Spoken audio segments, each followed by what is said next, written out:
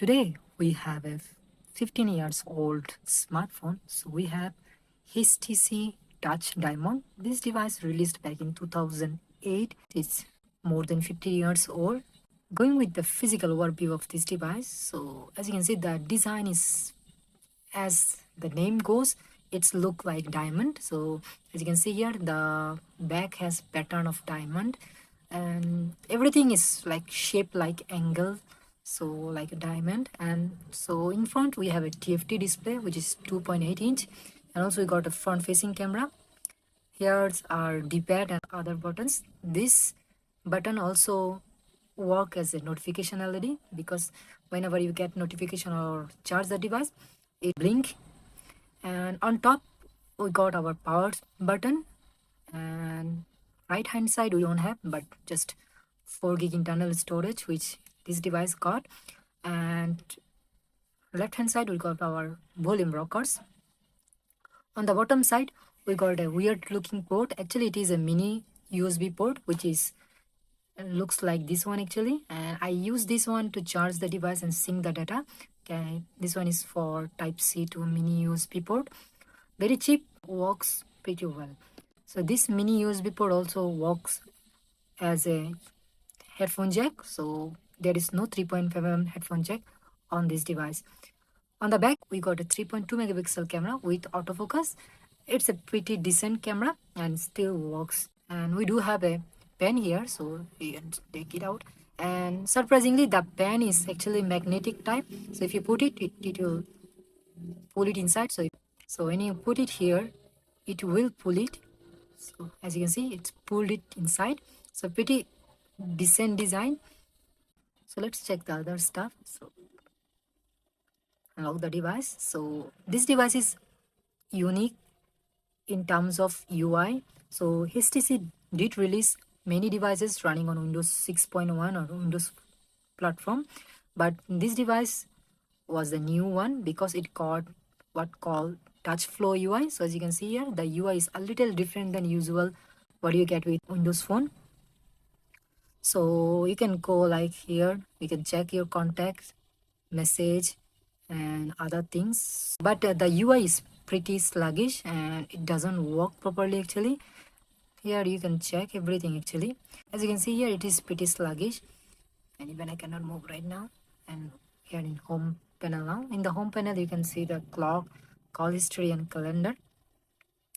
So the specification of this device you can check directly from the device actually. So if I go to setting panel and if I go to system section, device information, and as you can see here, all the specification of this device is available here.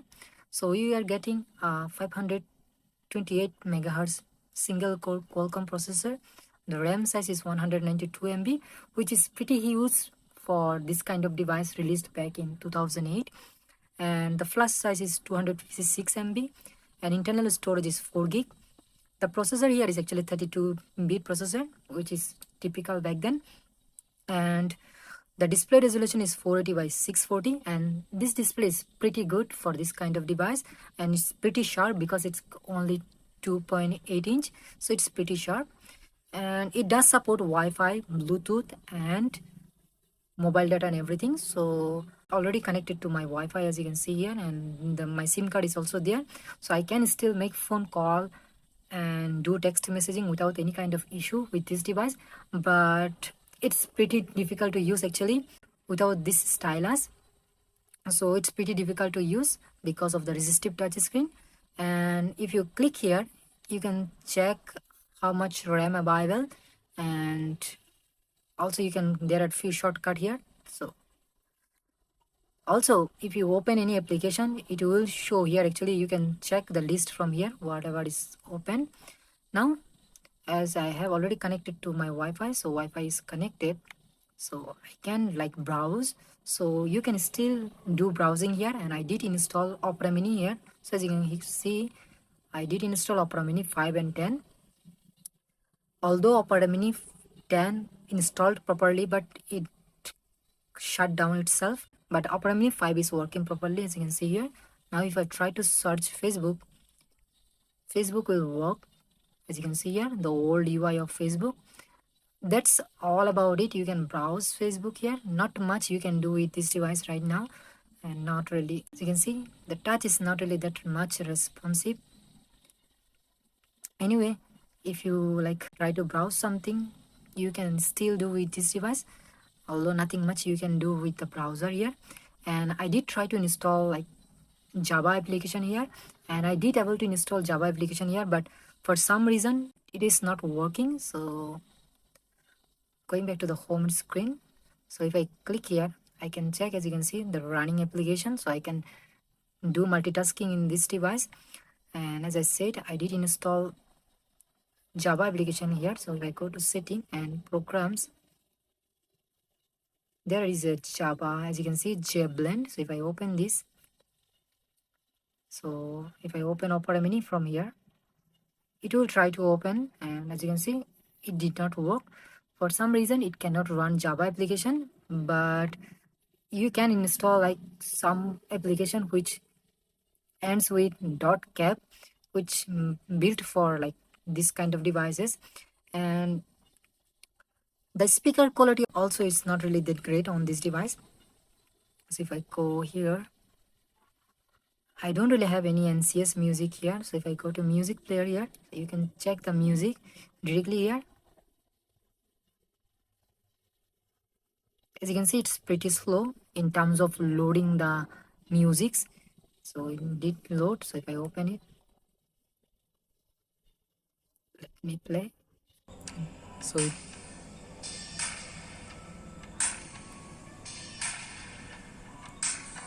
the speaker grill is here actually, but the speaker quality is not really good on this device.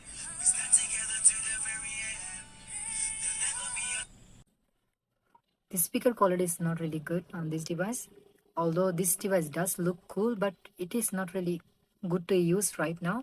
And going with the camera, so the camera is here, and if I open it, so the camera is on, so as you can see here, and you can focus.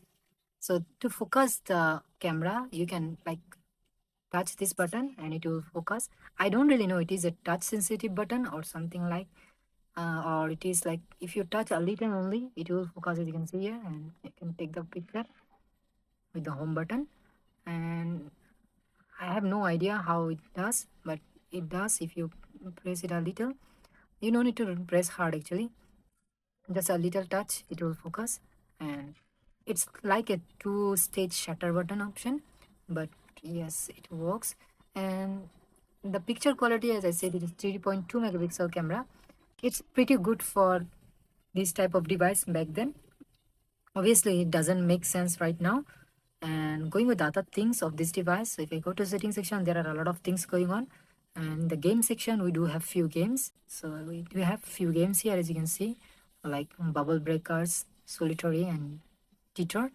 I don't really know I can install any games here or no. It is really difficult to get any kind of games for this kind of devices.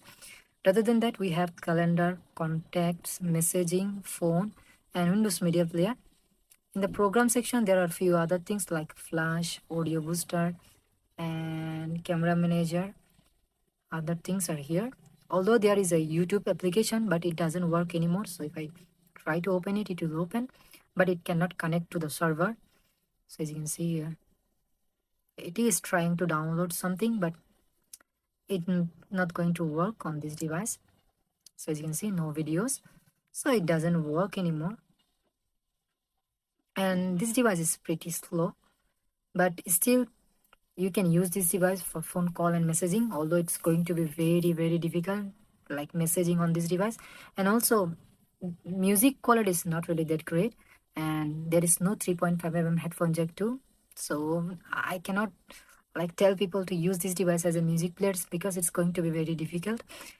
Anyway, this device still works. And one thing about this device, it's a unique device and pretty cool looking device. Nowadays you might not find one of these, but this device is pretty cool looking and still works, although like internet browsing it's not there anymore, but phone call and messaging still can be done, and Wi-Fi still works. There is no issue with that. So that's all about this cute looking device. Thank you very much for watching, and I will see you in the next one.